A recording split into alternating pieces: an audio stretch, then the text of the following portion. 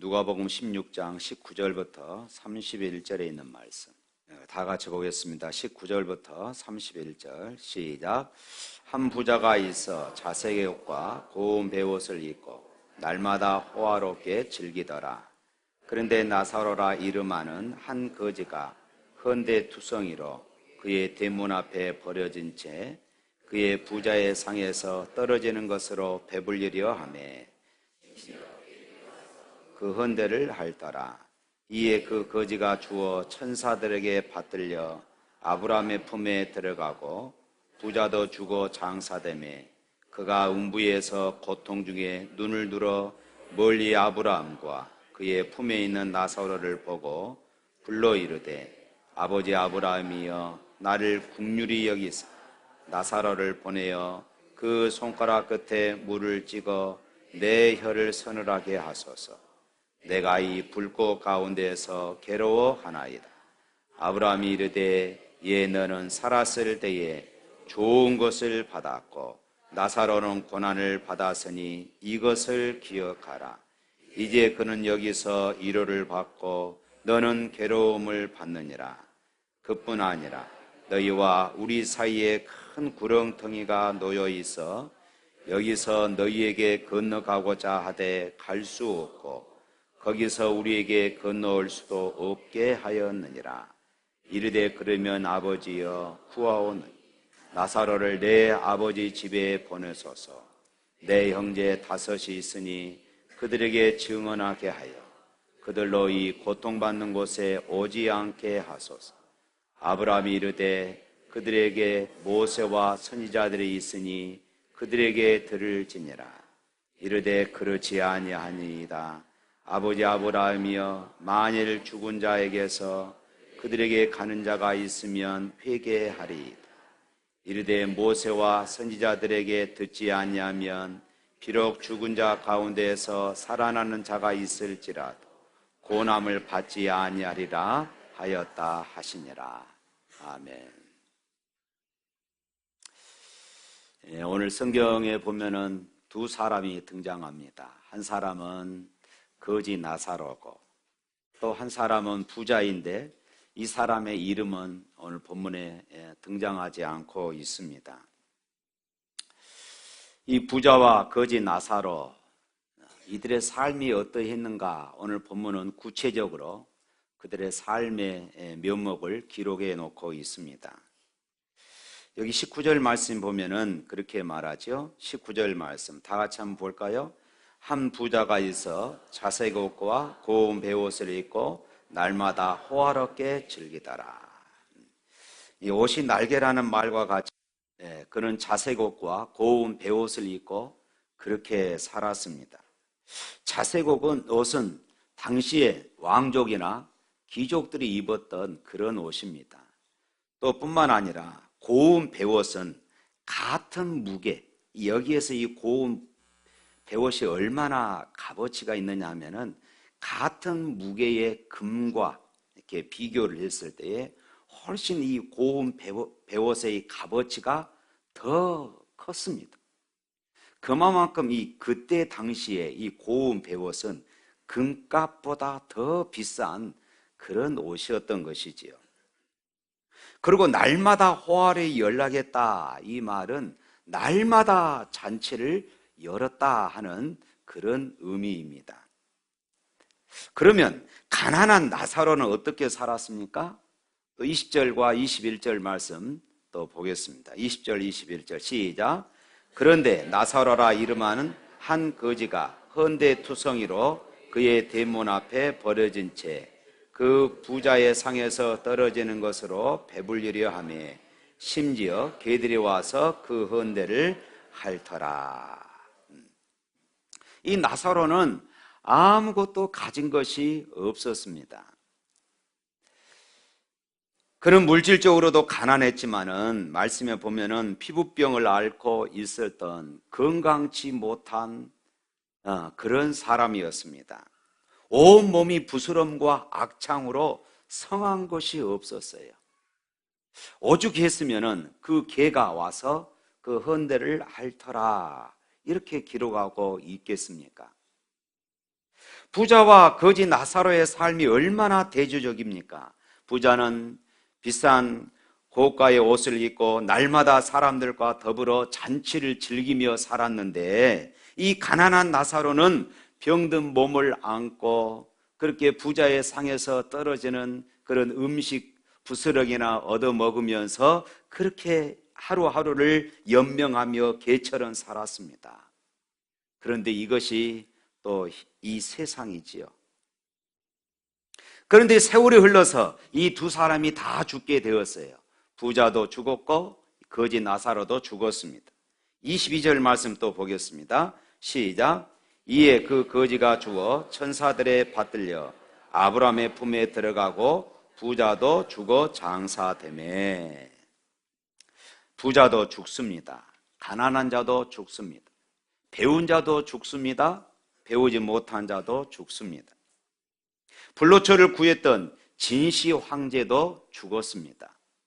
또 내 사전에 불가능이란 없다라고 외쳤던 나폴레옹도 죽었고, 더 이상 정복할 땅이 없어서 울었던 이 알렉산더 대제도 결국은 죽었어요. 부자와 거지 나사로가 이 세상을 떠났고 또 우리의 선조들이 이 세상을 떠났습니다. 가까운 가족들이 이 세상을 떠나듯이 저와 여러분들도, 여기 앉아있는 저와 여러분들도 언젠가는 이 세상을 떠나기 마련인 것입니다. 죽음은 멀리 있지 않습니다. 거지 나사로는 아무도 그의 임종을 지켜봐 주는 사람이 없었습니다. 그리고 쓸쓸하게 이 세상에서 이슬처럼 그렇게 사라져 버렸습니다. 아무도 그의 죽음을 슬퍼하지 않았어요. 이렇게 비참하게 나사로가 죽었지만은 어떤 일이 벌어졌습니까? 다시 한번 22절 한번 읽어볼까요? 시작.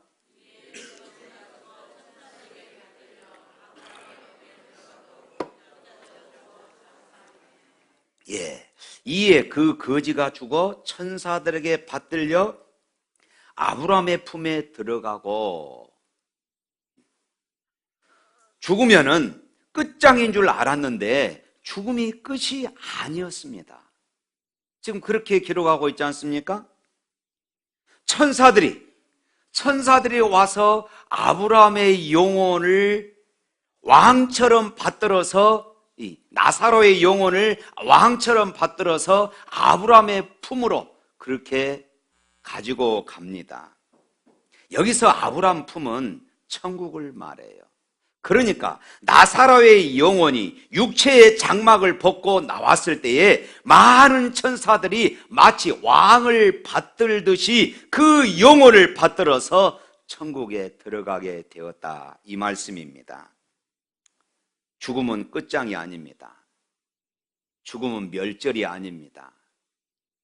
죽음은 영원한 세계의 시작인 것을 믿으시기를 바랍니다.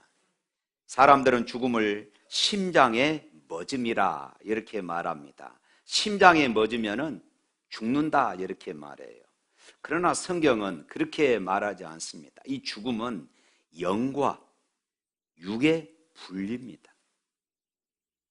생명의 주인이신, 우리 인간의 생사화복을 창조하신 하나님께서 우리 안에 있는 영혼, 우리 안에 있는 생명을 거두어 가시는 것, 바로 이것이 죽음인 것입니다. 우리 안에 있는 영혼이 육체의 장막을 떠나는 것, 육체와 영혼이 분리되는 것, 바로 이것이 죽음이라고 성경은 말합니다. 그래서 흔히들 믿지 않는 사람들이 그런 말들을 하지 않습니까? 혼나간다. 혼나갈 뻔했다. 로마의 우르반 대학의 대강당에 이런 글이 새겨져 있다고 그럽니다. 그리고 그 다음에 오래전에 법대를 다니는 학생이 경제적인 어려움 때문에 더 이상 학업을 할 수가 없었습니다. 그래서 필립 넬이라고 하는 예수 잘 믿는 부자 노인을 찾아가서 내가 이렇게 공부를 할 것인데 나를 좀 후원을 해 주십시오. 이렇게 부탁을 했습니다. 그랬더니 이 노인 부자가 후원을 약속해 주면서 이 청년에게, 이 학생에게 그렇게 물었어요. 그런데 이 돈을 가지고 무엇을 하겠느냐? 이렇게 물었어요.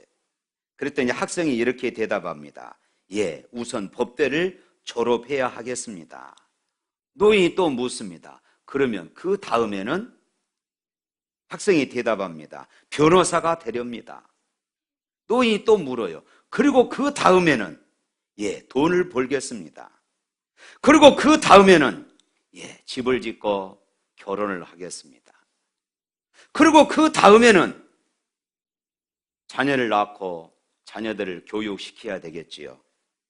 그러면 그 다음에는? 예, 점점 늙게 될 것입니다. 그리고 그 다음에는? 죽게 되겠지요. 그리고 그 다음에는? 저도 잘 모르겠습니다. 이렇게 대답했답니다. 이 글이 로마의 우르반 대학 대강당에 이 글귀가 그렇게 써 있다고 그래요. 사랑하는 성도 여러분, 그 다음에 무엇이 있을까요? 히브리서 9장 17절 말씀에는 이렇게 말합니다. 사람이 한 번 죽은 것은 사람에게 정한 것이요 그 이후에는 심판이 있으리니. 한 번 죽은 것은 사람에게 정한 것이요 그 이후에는 심판이 있다고 분명히 말씀하고 있습니다. 그러면은 부자는 어떻게 되었을까요? 거지 나사로는 죽어서 천사들이 그 영혼을 받들어서 천국으로 데리고 갔습니다. 그러면은 부자는 어떻게 되었을까요? 23절 말씀 한번 읽어봅니다. 시작. 그가 음부에서 고통 중에 눈을 들어 멀리 아브라함과 그의 품에 있는 나사로를 보고, 죽음이 끝난 줄 알았는데, 죽으면 모든 것이 다 끝나버린 줄 알았는데, 오늘 말씀에 보면은 부자의 영혼은 음부에 떨어지고 말았습니다. 여기에서 음부는 지옥을 말합니다. 지옥은 하나님의 임재가 없는 곳입니다. 지옥은 하나님의 사랑이 없는 곳, 하나님의 다스림이 없는 곳, 하나님의 자비가 완전히 단절되어져 버린 바로 그런 상태, 바로 그곳입니다. 고통과 괴로움과 미움과 증오가 있는 것입니다. 그런데 이 부자는 이 음부의 고통 중에서 아브라함의 품에 있는 나사로를 보았습니다. 사랑하는 성도 여러분, 지금 이 부자는 지옥의 고통 중에 있으면서 아브라함에게 두 가지 청을 하지요. 24절 말씀 또 읽어보겠습니다. 시작. 불러 이르되 아버지 아브라함이여 나를 긍휼히 여기사 나사로를 보내어 그 손가락 끝에 물을 찍어 내 혀를 서늘하게 하소서. 내가 이 불꽃 가운데서 괴로워하나이다. 지옥이 어떤 것이냐? 오늘 말씀에서 우리에게 가르쳐주고 있어요. 지옥이 어떤 것이냐? 목마름의 고통이 있는 것입니다. 얼마나 목이 말랐으면 그 타오르는 불꽃 가운데서 손가락 끝에 물 한 방울만 찍어 내 혀를 서늘하게 해달라, 이렇게 애원하고 있는 모습이죠. 얼마나 고통스러웠으면 내가 이 불꽃 가운데서 고민하나이다. 여기에서 이 고민하나이다, 이 말은 너무나도 고통스러워서 울부짖지 않을 수 없는 이런 상태를 지금 말합니다. 너무나도 고통스러워서 울부짖지 않을 수가 없는 그런 상태. 이것은 단순히 육체적인 고통뿐만 아니라 영적인 고통을 의미하고 있습니다. 영적인 고통, 천국으로부터 소외되어져 있는 자신의 이 비참함이 여기에 지금 묻어나오고 있는 것입니다. 요즘은 좀 뜸합니다만은 몇 년 전까지만 해도 찜질방 문화가 참 성행했던 그런 적이 있었습니다. 우리는 찜질방 가면은 특히 연세 드신 분들은 참 좋아라 하고 시원타 말합니다. 연세 드신 분들뿐만 아니라 우리 젊은 사람들도 찜질방 이렇게 많이 갔던 그런 시절이 있었습니다. 찜질방에 가보면은 시간대별로 이렇게 돌을 달구어서 아주 뜨겁게 만들어 놓은 그런 방이 있었습니다. 때로는 돌을 얼마나 달구었던지 그 돌이 벌겋게 그냥 불이 붙어 있는 이런 경우들도 있고, 때로는 정말로 이 소나무나 이 좋은 나무들을 이렇게 불에 달구어서 그곳에 넣는 그런 것들도 있습니다. 그곳에 가까이 가서 땀을 이렇게 쫙 빼고 나면은 모두가 다 시원하다, 신경통이 나을 것 같은 그런 느낌이 들 그런 정도였습니다. 그런데 보십시오. 만일에 누군가가 그 뜨거운 불에 올라가라고 그러면 어떻게 되겠습니까? 여러분, 그런 불에다가 오징어를 올려놓으면 어떻게 됩니까? 다 알지 않습니까? 그렇습니다. 오직 우리나라 사람들에게 찜질방을 좋아했으면은 하나님께서 지옥의 불을 더 온도를 높여야 되겠다, 이런 유무도 나왔습니다. 왜냐하면 한국 사람들은 찜질방에 너무 익숙해져 가지고 웬만한 지옥 가서 뜨겁다 느끼지도 않기 때문이라 이런 유무도 생겼지 않습니까? 그만큼 이 찜질방이 사람들에게 많은 인기가 있어서요. 그런 뜨거운 불 속에 단순히 찜질방이 아니라 활활 타오르는 그곳에 내가 들어간다고 생각을 해보십시오. 차라리 그 불꽃 가운데 죽어버릴 수만 있다면 얼마나 좋겠습니까? 그러나 지옥의 불은 희한한 불입니다. 활활 타오르는데 타지가 않습니다. 사람을 태우지를 않아요. 고통과 괴로움을 주는 그런 불인데 사람을 태워 죽이지는 않습니다. 마가복음 9장 48절부터 49절 말씀 보면은 지옥에 대해서 이렇게 또 표현했습니다. 거기는 구더기도 죽지 않고 불도 꺼지지 아니하느니라. 사람마다 불로써 소금 치듯 함을 받으리라. 불에만 있어도 뜨거운데 거기에다가 소금을 치면 얼마나 더 고통스럽겠습니까? 그런데 이 지옥에서는 구더기도 죽지 않더라, 이렇게 지금 말씀합니다. 종종 고층 아파트에서 불이 나면은 참 사람들이 피신할 그런 길들이 없습니다. 고층 아파트에서 불이 나면은 종종 사람들이 그 고층 아파트에서 그냥 뛰어내리는 이런 모습들을 우리가 텔레비전에서 보았습니다. 뛰어내리면 어떻게 되겠습니까? 고층 아파트에서 뛰어내리면은 죽습니다. 죽는 줄 알면서도 뛰어내립니다. 왜 그럴까요? 그 뜨거움의 고통이, 불에 그을려서 죽어가는 그 고통이 더 크기 때문에 그것을 견디지 못해서 뛰어내립니다. 그런데 지옥의 불은 얼마나 무섭겠습니까? 그것은 뛰어내릴 것도 없습니다. 한번 들어가면 영원히 나오지 못하는 곳이 바로 지옥입니다. 동맥을 끊고 내 혀를 깨물어서 자살을 하고 싶어도 죽을 수 없는 곳, 바로 이것이 지옥이라고 성경은 말씀합니다. 부자는 지옥의 목마름의 고통에서 물 한 방울의 그 자비를 구했지만은 하나님은 그 기도를 들어주지 않으셨어요. 또 25절 말씀 한번 읽어볼까요? 25절 말씀 시작. 아브라함이 이르되 예 너는 살았을 때에 좋은 것을 받았고 나사로는 고난을 받았으니 이것을 기억하라. 이제 그는 여기서 위로를 받고 너는 괴로움을 받느니라. 뜨거운 지옥의 불꽃 가운데서 고민하며 목마름의 고통을 당하던 이 부자는 때늦은 후회를 하면서 두 번째 소원을 아브라함에게 부탁을 합니다. 27절과 28절 말씀 읽어보도록 하겠습니다. 이르되 그러면 아버지여 구하노니 나사로를 내 아버지 집에 보내소서. 내 형제 5이 있으니 그들에게 증언하게 하여 그들로 이 고통 받는 곳에 오지 않게 하소서. 아브라함이 이르되 그들에게 모세와 선지자들이 있으니 그들에게 들을지니라. 아멘.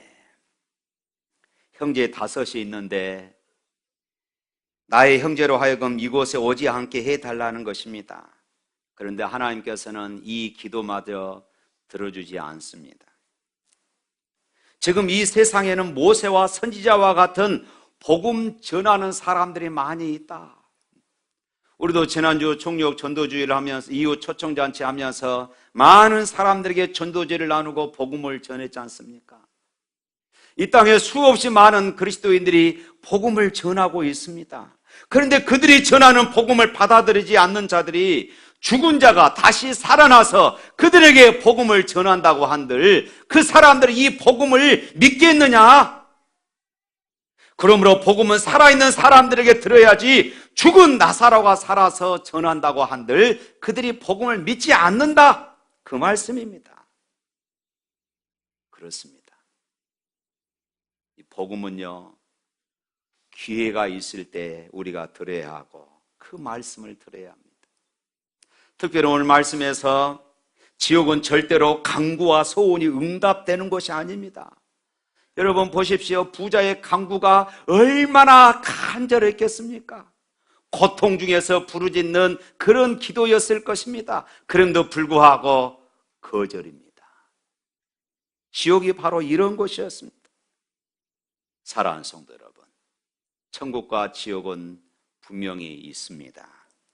만일 천국과 지옥이 없다면 기독교는 최고의 사기꾼입니다. 만일 천국과 지옥이 없다면 천국과 지옥을 말하는 저와 여러분들 또한 사기꾼입니다. 여러분이 아무리 천국과 지옥을, 세상에 아무리 천국과 지옥을 부정해도 천국과 지옥은 반드시 있음을 믿습니다. 그렇다면 여러분, 천국과 지옥 중에 어디를 가시렵니까? 천국에 가는 길이 있고 지옥으로 가는 길이 있습니다. 먹구름이 끼고 우리의 손으로 가리운다고 해서 태양을 가리울 수 없는 것처럼 천국과 지옥도 내가 부정한다고 해서 과학 문명이 발달한다고 해서 없어지는 것이 아닙니다. 그렇다면 여러분, 어디로 가시렵니까? 우리 앞에는 2갈래의 길이 있습니다. 천국으로 가는 좁은 길이 있는가 하면 지옥으로 가는 넓은 길이 있습니다. 천국으로 가는 길을 좁은 길이라고 성경은 말하고 지옥으로 가는 길을 넓은 길이라고 말합니다. 왜 그럴까요? 천국으로 가는 길은 아무나 가지 못하는 길이고 지옥으로 가는 길은 넓기 때문에 아무나 갈 수 있는 길이기 때문입니다. 우리 앞에 천국과 지옥, 그리고 빛과 어둠, 그리고 사망과 생명만 있을 뿐입니다. 여러분들은 어느 길을 선택하시렵니까? 여러분은 이 세상을 떠나는 날 어디에서 여러분들의 영혼이 눈뜨기를 원하십니까? 여러분은 여러분의 영혼을 어디에서 보내시기를 원하십니까? 천국입니까? 아니면은 지옥입니까? 여러분의 영혼이 천국에서 눈뜨기를 원한다면은 천국에서 주님이 주시는 위로를 받고 주님과 함께 영원토록 살기를 원한다면은 이 땅에 살면서 예수님을 잘 믿으시기를 주님의 이름으로 축원합니다.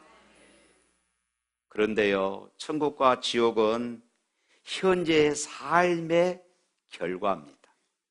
현재 삶의 결과물이 천국과 지옥이다, 그 말씀입니다. 우리 25절 말씀 한번 읽어봅니다. 25절 시작.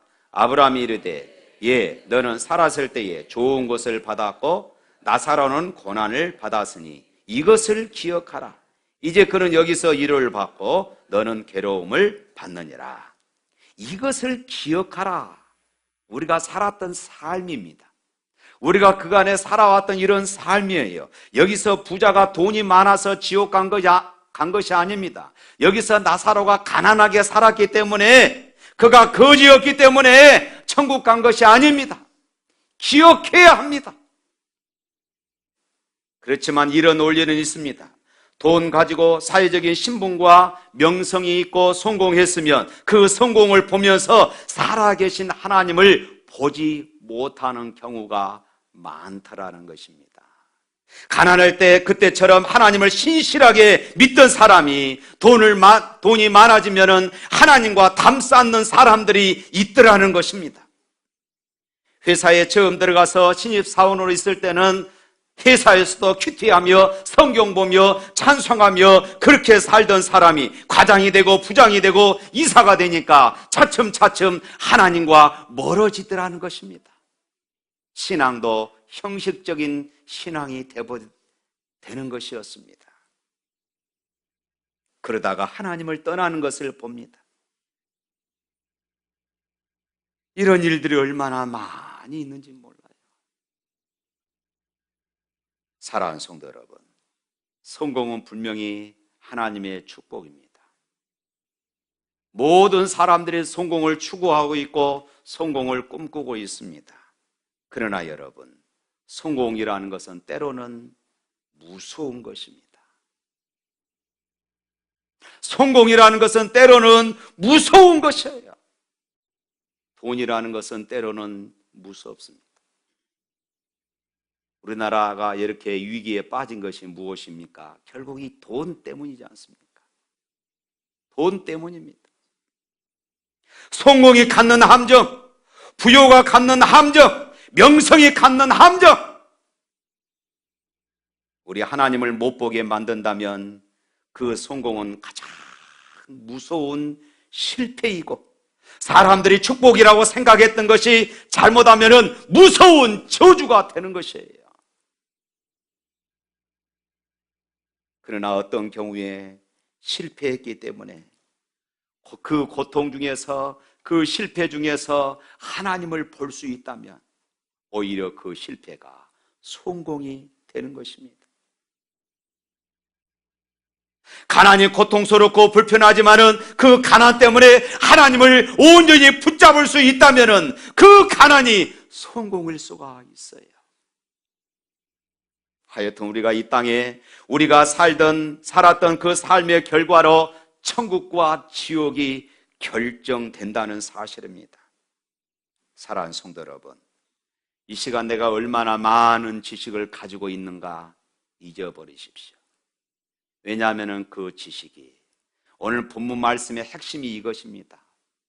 내가 가지고 있는 그 지식이 내가 지옥으로 가는 것을 막지 못한다는 것입니다. 내가 얼마나 돈이 많은 사람인가를 여러분 잊어버리십시오. 오늘 본문에서 우리에게 지금 말씀하시는 것이 그것입니다. 그 많은 돈 가지고 지옥 가는 것을 막을 수 없다는 말씀입니다. 내가 많은 높은 명성을 얻었다 할지라도 그것이 내가 지옥 가는 것을 막지 못하는 것입니다. 내가 얼마나 건강한 사람인가 여러분 잊어버리십시오. 그 건강이 나를 천국으로 인도하는 것이 아닙니다. 그 건강이 지옥 가는 것을 막지 못하는 것이 아니에요. 사랑하는 성도 여러분, 저와 여러분은 반드시 죽습니다. 죽는 것은 어길 수 없는 분명한 사실입니다. 그러나 죽음 이후에 두 갈래의 길이 우리를 기다리고 있습니다. 이 두 길 중에 한 길은 분명히 가서는 안 될 길입니다. 지옥을 피하는 길은 우리의 명성, 우리의 돈, 우리의 건강이 아니라 예수 그리스도이심을 믿으시기를 축원합니다. 지옥을 피하는 길은 예수님밖에 없습니다. 우리는 이 사실을 말하지 않을 수 없습니다. 하나님의 제시하신 너무나도 쉬운 길을 알면서도 여러분 거절하시겠습니까? 내일이 있다고 생각하지 마십시오. 죽음과 생명의 갈림길에 놓인 우리의 운명입니다. 지금이 바로 기회입니다. 죽음이 따라올 때 그때는 기회가 없어요. 내가 나중에 아닙니다. 바로 지금입니다. 가서는 안 될 길에서 우리는 돌이켜야 하는 것입니다. 사랑하는 성도 여러분, 왜 우리가 복음을 전해야 합니까? 왜 이 땅에 수없이 많은 그리스도인들이 여전히 복음을 전하고 있습니까? 바로 이것을 우리는 알기 때문에 그렇습니다. 오늘 이 자리에 참여한 성도 여러분, 천국 가는 길은 예수 그리스도밖에 없습니다. 지옥을 피하는 길 또한 예수 그리스도밖에 없습니다. 영원한 그 천국에서 저와 여러분들이 다시 만나는 복된 삶이 될 수 있기를 주님의 이름으로 축원합니다.